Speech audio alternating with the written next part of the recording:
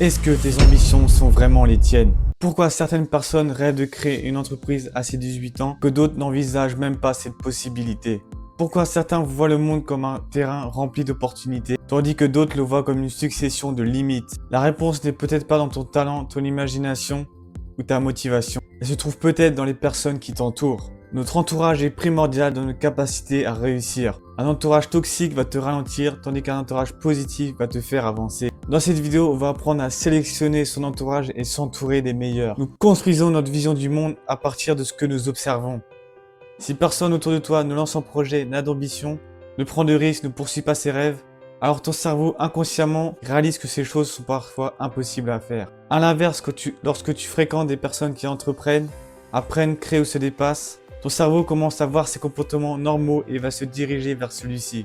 Nous ne sommes pas seulement influencés par les conseils des autres, nous sommes influencés par ce qu'ils considèrent comme possible. Rien n'est impossible pour toi si tu es bien entouré et que tu as de la motivation. Cela sera difficile si tu es entouré de personnes négatives qui te découragent à avancer. Entoure-toi des gagnants pour qui tout est possible et éloigne-toi des perdants pour qui tout est impossible. Chaque groupe possède une norme implicite. Exemple, niveau d'ambition accepté.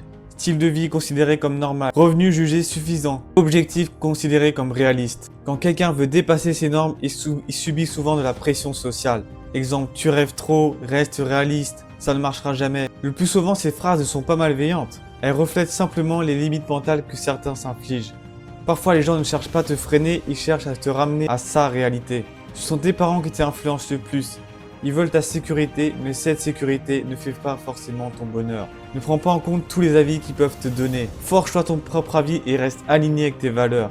Si tu fais tout ce qu'il dit, tu finiras French Dreamer avec un train de vie médiocre. L'entourage influence plus par les exemples que par les mots.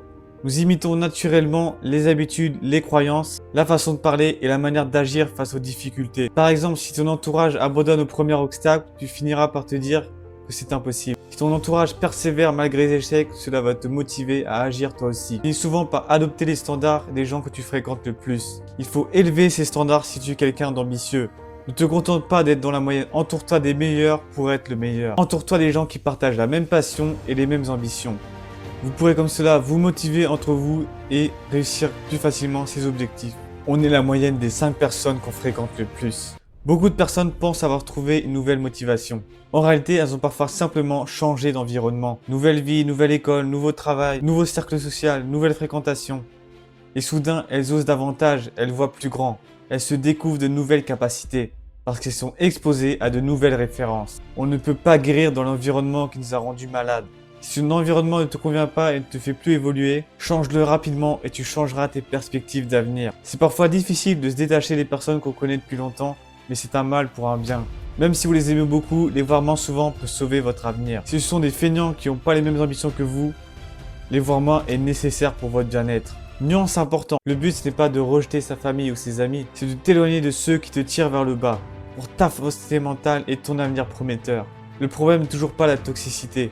Le problème est parfois simplement le manque d'exposition à d'autres façons de penser. On peut élargir son environnement sans couper les ponts avec ses amis ou sa famille. Avec les livres, les podcasts, les conférences, les vidéos de créateurs, etc. Tu n'as pas besoin de changer de famille pour changer d'horizon. Tu peux aussi passer plus de temps seul pour éviter les jugements négatifs. Passer du temps seul va te permettre de bien réfléchir sur ce que tu veux être plus tard. Fais de nouvelles activités pour rencontrer de nouvelles personnes qui vont participer à ton développement personnel. Pour résumer, ton entourage influence tes ambitions. Il influence ce que tu crois possible, il influence tes standards et il influence les risques que tu es prêt à prendre. Si tu veux savoir à quoi ressemblera ton avenir, regarde les personnes qui t'influencent aujourd'hui. Sépare-toi des personnes toxiques et entoure-toi des personnes positives qui te font avancer. J'ai une dernière question pour toi. Les personnes qui t'entourent agrandissent ton monde ou la rétrécissent-elles? Dis-moi dans les commentaires quel sujet de vidéo tu voudrais que je traite dans les prochaines vidéos. On se dit à plus tard pour une prochaine vidéo. Allez, peace.